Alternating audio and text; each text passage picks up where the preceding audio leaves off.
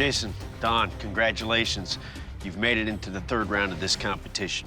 We're sending you back to your home forges to recreate an iconic weapon from history. That weapon is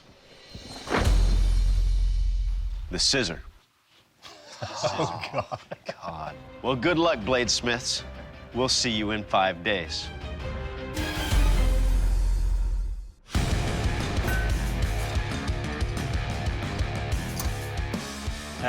Day one. Feels good to be in my own forge. I've never built armor before. I've never shaped sheet metal before. I need a book, Armor for Dummies, you know. They don't make it. I looked. 2 billets I'm making right now are gonna be for the blade. I'm gonna twist one way and I'm gonna twist the other one the other way. I just like the way it looks. I almost screwed that up and twisted it the same direction.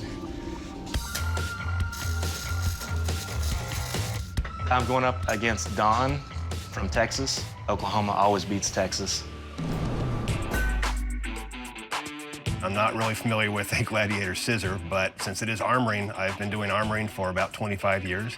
And I'm sure I can overcome any challenges that come up for it.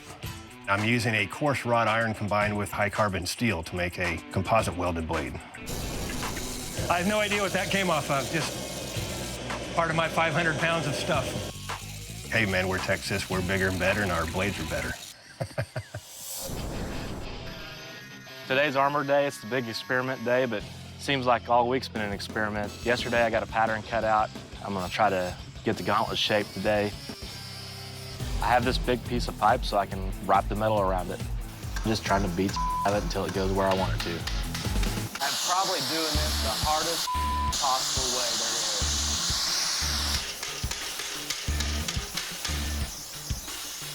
So I've got it lined up with my marks. Now I'm gonna throw a little tack weld on each end and then start getting the seams closer together.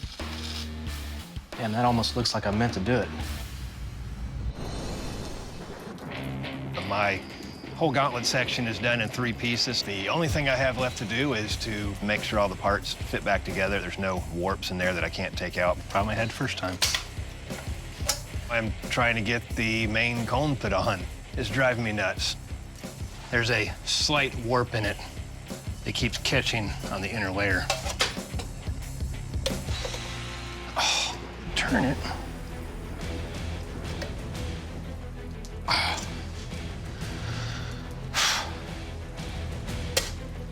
Damn it. All right, one more time. I'm trying to get the main cone put on. There's a slight warp in it. It keeps catching on the inner layer.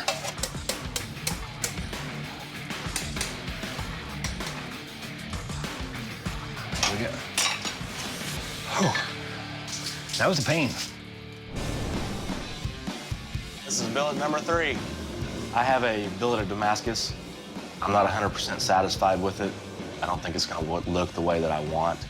I'm gonna start over with just some plain steel. I did not want to be forging on day 4. I'm going with the W2. It's gonna look good, it's gonna have the look that I want, and I'm not gonna be wasting any more time. Now I'm starting to get the blade pretty close to the shape I want, keeping my measurements in mind. Let's get it done.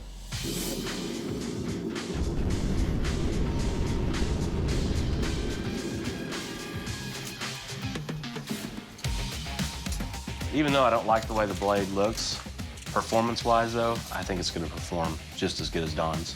If I lose, hell, I guess he just got lucky. Even a blind squirrel get a nut every once in a while. All I have left to do is sharpen the blade and then do a little bit of testing. Wouldn't want to trip while holding this. That would really suck. I want to make sure nothing's going to rattle loose when the judges start hitting stuff with it. That would hurt. So the final test. It rubs on a knuckle slightly, but you know, to be honest, I didn't even notice that until afterwards because I was just having too much fun swinging and cutting things with it. All right, gentlemen, this is the sharpness test. To test the sharpness of your edge, I'm gonna attack our sandman here several times. We'll see how they do. Jason, you're up first. Are you ready for this? Yes, sir. All right.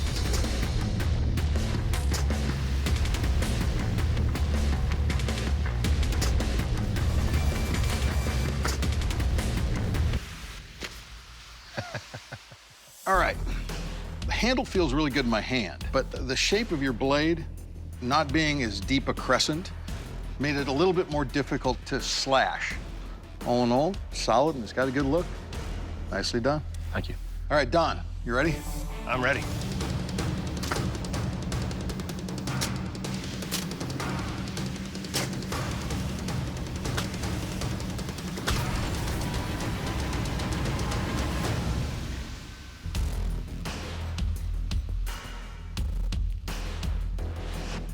Don, I like the way this is set up, tighter around the arm.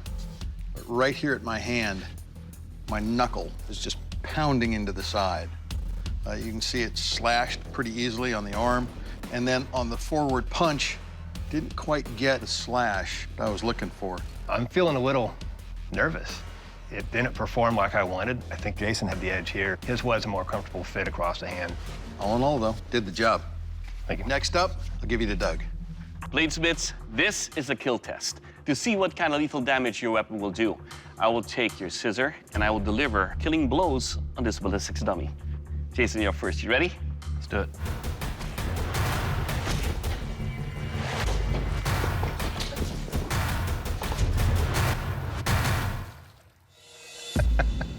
First up, the minute I put my hand in your handle, it's not directly in line with my fist, so it's slightly off. But as you can see, I can still wield the weapon.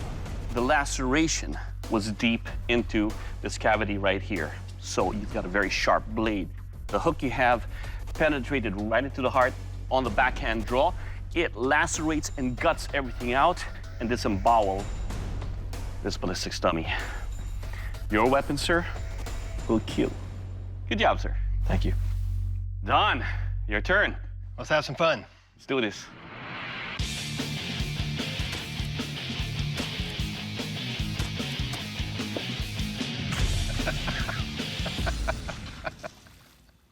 Good. Don, let's talk about your weapon. What I like about your weapon is that it's in line with the handle. On the initial cut here, it lacerated right through there. And in this backhand hook, your edge is deep to go in here and right into that cavity. Your weapon will kill. Thank you. All right, gentlemen, this is the strength test. Now, the scissor was used in gladiatorial combat for both attack and defense. Now, to test the strength and durability of your weapon, we'll clamp them into our mechanical device here. The blade's going to come down and strike the armored cuff of your weapon twice, and then your weapon's going to be launched into this breastplate. Jason, I've already got yours strapped in, so you ready to go? Let's do it. Okay.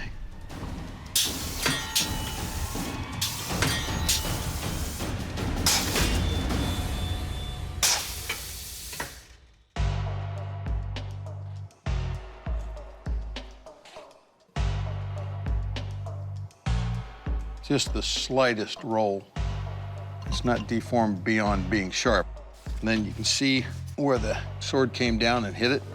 Caused a bit of deformation. And then I think we were pushed just a little further offline. Right in here, it looks like it kind of waffled just a bit. But everything is still tight, still sharp. Nicely done. Thank you. So Don, you ready? I'm ready.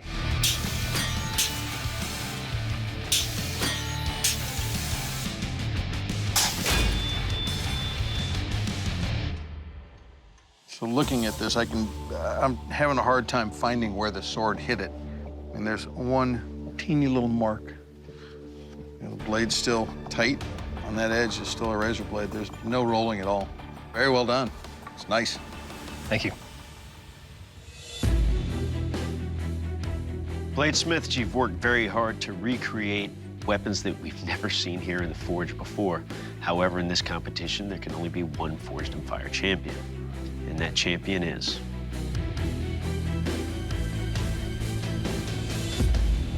Don, congratulations. You are the Forged in Fire champion. Yeah. Thank you. Jason, unfortunately, your blade did not make the cut. David Baker will explain. Jason, what this came down to was the strength test. It's a gladiator's weapon. It's got to be strong. That rolled edge and the deformation you took from the hit on the cuff, well, that's why we're sending you home. Jason, please surrender your scissor. I spent 5 days making something I've never made before. I went up against a guy who builds armor quite often. I held my own against him. I'm pretty proud of that fact. I loved every minute of this experience. Don, congratulations. You are the Forged and Fire champion and will be receiving that check for 10 grand. How do you feel right now? Man, I feel fantastic. It feels great to be a Forged and Fire champion. $10,000. And I like to get something nice for my wife. We kind of had a little fun, you know, making jokes at each other about Texas versus Oklahoma. Yeah, I'm glad to see Texas came out on top. Woo!